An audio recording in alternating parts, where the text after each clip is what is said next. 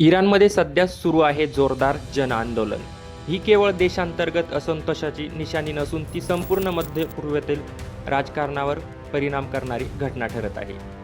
2025च्या अखेरीस सुरू झालेली ही आंदोलन 2026च्या सुरुवातीला अधिक तीव्र होत गेली. देशभरात अस्थिरतेचे वातावरण निर्माण झाले आहे. व्हिडिओ पुढे बघण्यापूर्वी अशा सामाजिक, राजकीय आणि जिओपॉलिटिकल्स अपडेट डेली मिळवण्यासाठी चॅनलला सबस्क्राईब करून घ्या.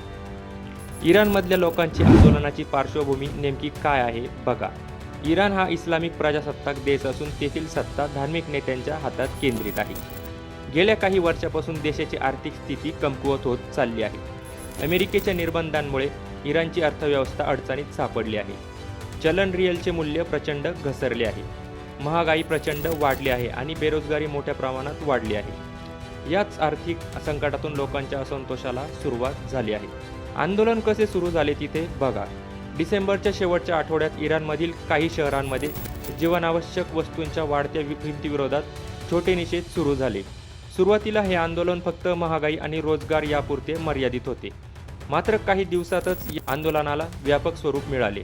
लोकांनी केवळ आर्थिक प्रश्नावरच नव्हे तर शासन पद्धती, राजकीय स्वातंत्र्य, अभिव्यक्ती स्वातंत्र्य आणि धार्मिक बंधनांवरही प्रश्न उपस्थित करण्यास सुरुवात केली.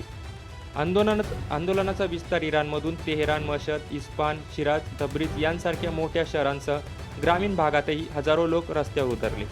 युवक, विद्यार्थी, व्यापारी, कामगार, महिला आणि मध्यमवर्गीय नागरिक या आंदोलनात मोठ्या प्रमाणात सहभागी झाले आणि घोषणा चालू झाल्या.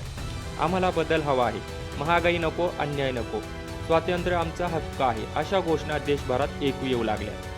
सरकारने परिस्थिती हाताबाहेर बघता कठोर कारवाई केली. त्यात इंटरनेट बंदी व सोशल मीडिया, मेसेजिंग ॲप्स आणि न्यूज वेबसाईट्सवर निर्बंध घालण्यात आले आहेत. त्यामुळे आंदोलनाशी संबंधित व्हिडिओ, फोटो आणि प्रत्यक्ष माहिती बाहेर पोहोचवणे कठीण झाले आहे. माहिती यंत्रणा या तात्पुरत्या बंद करण्यात आल्या आहेत. इराणी सरकारने या आंदोलनांना गंभीर धोका मानत त्वरित कठोर पावले उचलली. सुरक्षा दल, पोलीस आणि अर्धसैनिक दल तैनात करण्यात आले. अनेक ठिकाणी आंदोलकांवर लाठीचार्ज, अंधश्रुत आणि थेट गोळीबार केल्याच्या घटना समोर आल्या. मानवाधिकार संघटनांच्या माहितीनुसार आतापर्यंत 500 पेक्षा अधिक लोकांचा मृत्यू झाला आहे. यामध्ये बहुसंख्य सामान्य नागरिक आणि आंदोलक आहेत. तसेच सुमारे 10,000हून अधिक लोकांना अटक करण्यात आली आहे. अनेक कुटुंबांना आपल्या नातेवाईकांची माहिती मिळत नसल्याचेही समोर येत आहे. आंदोलनाची सुरुवात आर्थिक आंदोलनापासून झाली, नंतर ते राजकीय बंडात रूपांतरित झाले. महत्त्वाची बाब म्हणजे हे आंदोलन आता केवळ आर्थिक मागण्यांपुरते राहिलेले नाही. अनेक ठिकाणी लोक थेट सरकार विरोधात घोषणा देत आहेत.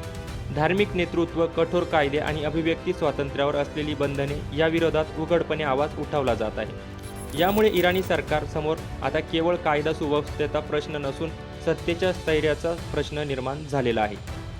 या आंदोलकांवर आंतरराष्ट्रीय स्तरावर तीव्र प्रतिक्रिया उमटत आहे, जे अमेरिकेला पाहिजे होते. अमेरिका, युरोपियन देश आणि अनेक मानवाधिकार संघटनांनी इराणी सरकारच्या कारवाईचा निषेध केला आहे. नागरिकांवरील हिंसाचार थांबवा आणि मूलभूत मानवाधिकारांचे संरक्षण करावे अशी मागणी करण्यात येत आहे.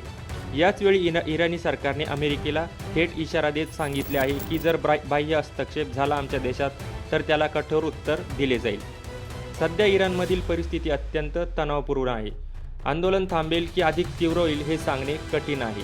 मात्र एक गोष्ट निश्चित आहे, इराणमधील सामान्य जनता आता गप्प बसण्याच्या स्थितीत नाही. ही आंदोलनं केवळ आजच्या समस्यांविरोधात नाही तर भविष्यातील इराण कसा असावा यासाठी लढाई चालू आहे.